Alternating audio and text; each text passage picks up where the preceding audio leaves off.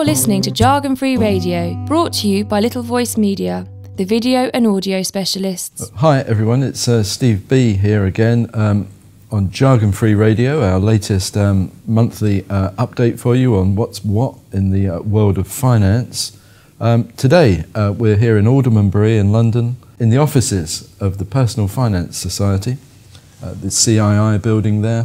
And today we've got, I'm very pleased to say, Fay Goddard with us. Fay is the, as you'll probably know, the Chief Executive of the PFS. Fay, hello. Good morning, Steve. It's nice to be here and to see you. I mean, we're going to talk today about all things to do with the PFS, I hope, but also just to point out before we start that this is kind of a really important year that we're in now, 2012. We've got some big changes coming up at the end of the year. With the RDR kicking in, the Retail Distribution Review, and we've got the big pension reforms that we've been waiting for, or I've been waiting for at least for the last 5 years or so. So some big changes coming up. But I remember in a past life when you were deputy there at IEFA back in those days, that seems like a lifetime ago to me, but it's only been about 4 years since you've been here, isn't it? Yeah, 3.5 actually. It'll be 4 years in July that I took over the role. And that really was at the start of the RDR, and it's interesting that you should say that the RDR is coming at the end of the year. Actually, the RDR finishes at the end of this year. And as far as we're concerned, that then is the beginning of what we will have, which is this new profession that we're building and looking forward to, really. So full implementation of all of the changes starting January next year. So this thing that many of us in the industry, I mean, we've been around a long time, if you don't mind me saying so. I've been around as long as you, Steve, yeah. We've been there and done it, and we've got the T-shirts. Finally, we now find that this thing called finance, financial advice, IFAs, this is the point where this becomes a profession, isn't it? It's no longer just a job. It's going to be a real profession with chartered status and exciting times, I think. I think it is. I mean, we call it an embryonic or an emerging profession, and I do think the chartered title that we've now had for 6 years is absolutely taken off. Interestingly, with the RDR and the requirement to have a higher level qualification, a level 4 as everybody knows, and in CII terms, this is the Diploma in Financial Planning. So we know that everybody has to have this as a minimum by the end of the year. But although we've had the chartered title available for 6 years, the largest growth in chartered membership has happened in the last 2 years. So the RDR in some ways has acted as a catalyst, because people that had previously differentiated themselves from, the sort of minimum benchmark qualified advisors that had voluntarily gone on to do higher qualifications now see the rest of the market catching up with them. And they're thinking, well, I want to retain a differentiator, and obviously they care very much about their personal development. So we've had this, quite a strong growth in the last 2 years, the strongest growth since Chartered was introduced. I mean, that's evidenced by the numbers. We're 2,850-ish chartered planners. Oh, is that right? I didn't know. Yeah, that's, so that for us is nearly 10% of our membership. We're just over 30,000, but it's more than 10% of our actual advisor community. So it's well, you said an embryonic profession, but that's not a bad start. 10% of all financial planners are now of our members. Of your members, and it's actually more. I mean, if I could perhaps break down the figures, because people do get a little confused. Well, I get confused about all sorts of things. Well, we currently have about 30,500 members, and it's a roughly 2/3, 1/3 split. The Personal Finance Society covers everything. That from financial, it's individual membership for individual advisors or those that support. So, we've got a lot of people that support the whole of the financial advice profession, as I do insist on calling it, not an industry. We have paraplanners, we have broker consultants, we have life office techies, we have trainers, we have compliance people. They're all people that are interested or working within the financial advice profession. But roughly 2/3 of our membership are authorised advisors, and roughly 1/3 are in supporting roles. And again, not every one of our chartered financial planners are actual authorised advisors. We've got paraplanners that are chartered. There's been a big growth in that, hasn't there? Paraplanners. When I go to conferences up and down the country now, quite often, and the people you meet on Twitter. So many of them are these paraplanners are frighteningly good, aren't they? They make me think, do I really understand this stuff? Because they study hard, don't they? Well, they do. I mean, we've just done 2 focus groups, a very intense sort of research into paraplanning, what they do, what the job roles are, how well they're qualified. Some are members, some are not members. And it's very, very interesting. We've got over 2,000 of our members that actually, when they become a member or when they renew, we ask them what roles they fulfil so that we can keep this data. That's our fastest growing alongside our chartered members. Sounds very good. I remember hearing you say once that it's not about product anymore. It's more really to do with holistic advice these days, isn't it? Absolutely. You would have heard me say that more than once if you'd listened. I mean, for as long as I can remember, we've been trying to explain that if you are giving advice, it has to be, a holistic approach initially to finding, I mean, this is bread and butter to members. It has to be meeting clients' needs, finding the right solutions, and it isn't about product, purely product. It's not. The vast majority of our members don't just do transactional-based sales, if you want to call it that. That's what 20 years ago. It was the past. It was the past. So it's difficult to shake off that kind of feel, I guess. But the best way to do that, of course, is to completely change the industry as was, and this nascent profession that we've got coming now, financial advisors. I do think that this 2012 kind of watershed year, it really is, isn't it, for this entire industry, this profession. This is the year that things really have a chance of changing once and for all, because all professions come from somewhere. It's 150 years ago, I guess doctors weren't a profession, accountants weren't a profession. What we have is I'm absolutely clear, is a profession of financial planning. But that doesn't mean that everybody involved in giving financial advice will necessarily be in that space. There will be transactional business. We still have people that may just want very simple, straightforward ISA, for example. Yeah. And I have no problem with that, provided it's done ethically and competently, absolutely fine. And it may be some practices will offer a basic transactional service, some will for members. But the majority now talk about financial planning and talk about the whole approach to meeting clients' needs and their financial objectives and goals through a series and an ongoing relationship, and that's absolutely crucial if you're offering that kind of service. It's not selling a product, walking away, and then perhaps giving them a ring in a couple of years' time. Most good financial planning services, and part of being a chartered financial planner is to offer a financial planning service that will include, constant review and ongoing services. Jargon-Free Radio with pension guru Steve B.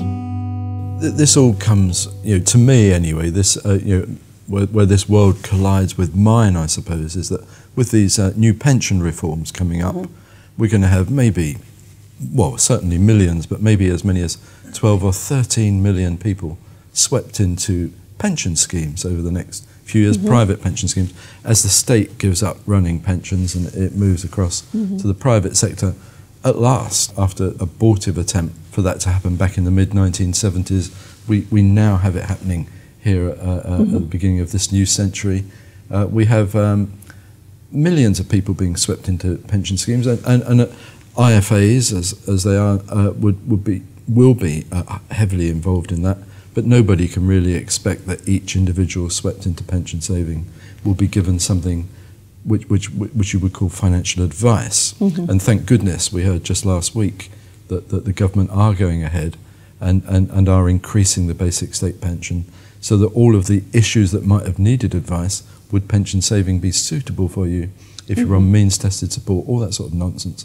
Fortunately, the government have done a good job and got rid of that, so we have a decent subsistence level pension, basic pension coming in, so that every pound you save at least makes you a pound better off in terms of value than a non-saver. So you don't need advice at the outset.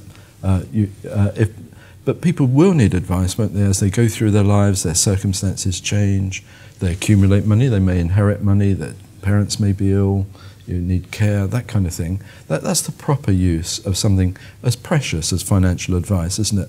Not just for establishing scheme membership of company pension schemes. No, I mean, absolutely. I think what you've said is absolutely right. Auto-enrolment, we all know it's coming, it's being drip-fed out over the next few years. I think the role of many advisors will be talking to the employers as opposed to the individual employees, making sure they understand, I think it's called employer duties, isn't it? Yeah, called DWP language. So it's helping them make the right choices, whether it's an auto-enrolment into Nest, whether it's setting up a scheme, a GPP or something else. It's just making sure also all existing schemes comply or adjusted to comply. So I think there's a huge advice role there for those advisors, certainly that have clients that are SMEs. And we had a chartered event up in Manchester last week, which was with the branch of the ICAEW, the accountants local branch, and our chartered members to talk. One of these big discussion areas was how we can work together, because 90% of accountants have nothing to do with financial planning at all. No, well accountants interest me, because we were speaking to Bill Galvin on this show a few weeks ago, the pension regulator, the CEO there, and he was saying that he thought accountants would have a big role to play in the pension reforms, which I think is right. But accountants themselves are going through, that's a profession that is going through big change. We have real-time information coming up now, which will substantially change the way they work with their clients. And again, last week in the budget, we heard that the way that smaller firms account for their tax affairs is likely to change. That's out to consultation now, coming up this year. About half the people in this country at the moment are in pension schemes, but they work for relatively few employers. The larger employers run pension schemes. They happen to employ half the workforce. And the government, of course, is the biggest employer of the large employers in the country, the biggest provider of private pensions. But over half the workforce work for SME firms and smaller firms. With the best will in the world, there simply aren't enough IFA firms in the country, are there, to give advice to 1.2 million employers who over the next few years, it doesn't matter which way you cut it. Yeah, that's a few days' hard work, isn't it? 1.2 million would be challenging. But don't forget, it doesn't have to all be done at once. I think we've got a roughly, you're the expert here, 2-3 years, but 5 year 5 window. years will come and go, flash of an eye. That's where I feel that building good relationships with accountants who are not interested in getting into financial planning, but will have a client bank of SMEs, that they can work closely with local firms. They are particularly keen to link up with our chartered firms. We've got over 400 actual firms, that are chartered corporately, and we're finding, this area of growth again is doing well. That's not to say that non-chartered members don't also have good relations with, with professional introducers, whether it's law firms and accountancy. But those that perhaps have not dealt previously with the financial advice community or financial planners, we certainly find that chartered is a door opener. Really, and that's worked really well for firms. But yes, there are a lot of people. I think getting the right scheme in is obviously fundamental. And you're perfectly right that this is all sort of very early days as people build up their assets. I think we don't tend to talk about pensions anymore, as a product. It's about retirement plan. People, the general public, it's a tainted word because it's associated in a lot of the public's minds with bad, not good things, from everything that's gone wrong with whether we could argue till the cows come home about the wrongs and rights of the pensions review, etc. So there is this lack of confidence in it, and I think what we've got to do as a profession is persuade people that this is not about pouring money into a product. It's about sensible planning for retirement income, and we talk about retirement planning because there are numerous ways. On Twitter, I'm known as Pensions Guru, as I know you know. Perhaps I should change it to Retirement Planning Guru. Well, that's fine, as long as you can. Perhaps I'm tainted with that one. Well, it depends if you're facing the public. For us, Steve, you'll always be the pensions guru, and we have no problem with that. How we communicate between ourselves is one thing, but publicly going out, talking about what people are going to live on in retirement. After all, they stop work, and there's a lot of people now that actually phase into retirement, and that's not using a product term. They generally sort of, they don't just get to 65 and say... Retirement's never been a good idea. Psychologically it's often, bad actually. for you, isn't it? Yeah. But it's a good idea to have income streams that kick in as you get older, and a pension might be one of those. Well, we've got the state pension, and obviously the reforms coming forward will get rid of complexities, and you mentioned that earlier. And I can remember going through years and years in my advisor days and beyond of all of contract in, contract out, shall we, shan't we, in, out, government changing the goalposts, and at the end of the day... Look, I've made a living out of understanding it. I mean, I remember getting my letter saying, "You're old, get back in, contract back in," and I'm thinking, no way, I think I can try, So there's been all that controversy, and of course, then we had the introduction of pension credits, and then, again, there were 9 it was different means-tested gambling. benefits for older people. Yeah. I mean, it's an absolute nightmare. It's wonderful that those days are now over, or so we heard last week, and that it's finally going to be sorted out, so that we don't get means testing being such a it devalued people's savings. For a lot of people, if you were in receipt of means-tested support in retirement, you lost the value of 40% of your savings. And some women, of course, could lose as much as 100% if they didn't accrue enough credits for the basic pension. So thank goodness those days are behind us. And we have a new future to look forward to. But over the next 5 years, it just seems to me that many of the SME employers themselves and the micro-employers will come across our new profession and our new professionalism within the IFA community, and see them maybe standing shoulder to shoulder with accountants and people in the accountancy profession. I do hope that this is a good introduction to Middle England, really, in the workplace, to this new profession that we've been slowly building over these last decades that we've all been involved in this stuff. I think it's a marvellous opportunity for firms to show that there's more to financial planning than simply pushing products and making products available to people. Jargon-Free Radio with pension guru Steve B. I am convinced that there are a lot more people out there that would benefit hugely from professional financial advice that are not getting it, maybe not even aware of how much their position and their future in retirement can be improved by taking quality advice. We've still got a big sales job to do on the services and the professionalism and getting people engaged to try to build confidence. It's about building trust and confidence in the profession so that when people sit in front of an advisor, they know that person is professionally qualified, abides to a code of ethics, and is working to a standard of competency that they expect and deserve. That is absolutely crucial. And we're well on the way, but we've still got more to do. That's a pretty upbeat ending to one of our radio shows, and I like to end on the upbeat if we can. So I think we'll call it in there. Here we are at the beginning of this important 5-year period. I'm pretty sure that as things develop over the next few years, we'll be back maybe in this room to maybe have a sense check every now and then, see how you and the people here at the PFS think it's going. But I mean, from what you're saying, you're as upbeat as I don't know why I'm so upbeat. We're upbeat, aren't we? We are. People talk about the doom and gloom of the economy, all the things that are going on, but every budget, tax changes, whatever policy that the government introduced, the whole of the world that we live in is evolving and changing at all times. People work very hard these days. They want good financial rewards, and there are so many different ways that you can improve your situation if you get good advice.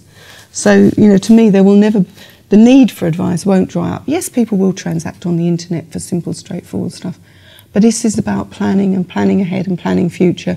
And to me, that there is an absolute golden future in financial planning for those that are absolutely committed and dedicated. I think people do need the reassurance of being able to talk things over, not with a computer, which you can do these days if you like, but with a real person, someone who's qualified and knows what they're talking about. Fay, thanks so much. We'll see you again soon, I hope. Yep, my pleasure. Thanks, Steve. You've been listening to Jargon Free Radio, brought to you by Little Voice Media, the video and audio specialists.